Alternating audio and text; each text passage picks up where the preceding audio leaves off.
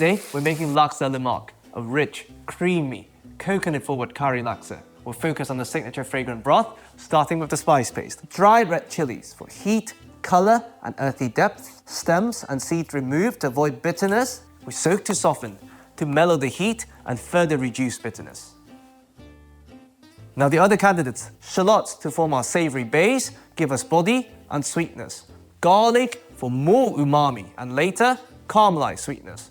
Galangal for the piney, citrusy, peppery freshness. Turmeric for the golden hue, earthy aroma, and more citrusy brightness. I know this can be a huge ask, both in terms of the shopping and handling. You can use powder and just compensate with the other citrusy ingredients. On that note, lemongrass for the bright, lemony sharpness. Candlenut or peanuts for richness and body, the star of a laksa. Belacan for the deep umami, signature marine funk, and complexity. We start by toasting our belacan to drive off the harsh raw taste and for a bit of surface browning to intensify its flavors. Pesto mortar, everything in. A pinch of salt to help us get started. We pound everything into a smooth paste. You can use a blender, you can use store-bought. If time permits, the pounding motion would puncture the cell walls, releasing more flavors without releasing too much moisture. And with bloom our Rempah, medium-low heat, we add a generous amount of neutral oil. Our paste goes into fry. You want to aim for a 3:1 ratio, the 1 being the fat. First, we want to drive off all the water content of our paste, concentrating the water-soluble flavors in the process. Then, the neutral oil will no longer be neutral, taking on all the fat-soluble flavors and color from our paste. And as the temperature continues to increase, we start to fry the solids, complex flavors thanks to the Maillard reaction, nutty roasted notes thanks to caramelization. And we do this gradually and stirring constantly for the bottom to not catch. Instead of the neutral oil, you also have the option to split coconut milk like you would in a Thai curry or rendang.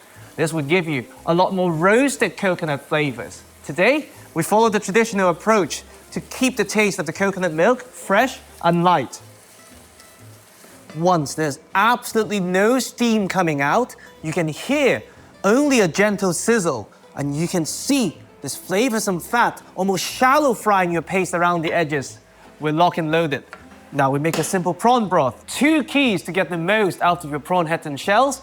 1, fat. A lot of the sweetness, umami, and depth, and 100% of the color are fat soluble. You need oil to carry them. Now, water goes in to take on the water-soluble sweetness, umami, and ocean-like fragrance. Which brings us to the second key, short cooking time. A lot of the good stuff we just mentioned are heat-sensitive and volatile. We don't want to scare them away. At least 5, but no more than 10 minutes. Now we add our broth gradually, as if you're adding liquid to a roux. Keeping everything fully integrated. Of course, but for the demonstration, you can and should make the broth ahead of time. Now everything in. Very gentle simmer to not scare the prawn taste or the emotion away. 15 minutes, and for the flavors to melt.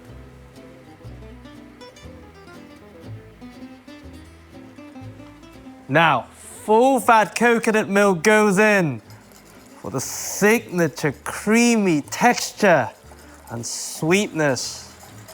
We lower the heat even further to preserve the fresh aroma and prevent the milk from splitting too early. 5 minutes, just enough to cook your noodles. Now we can plate.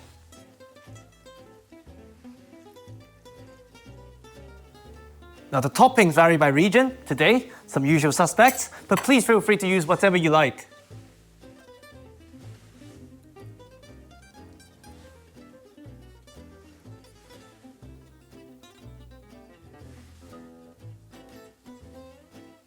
And this is Laksa Lemak,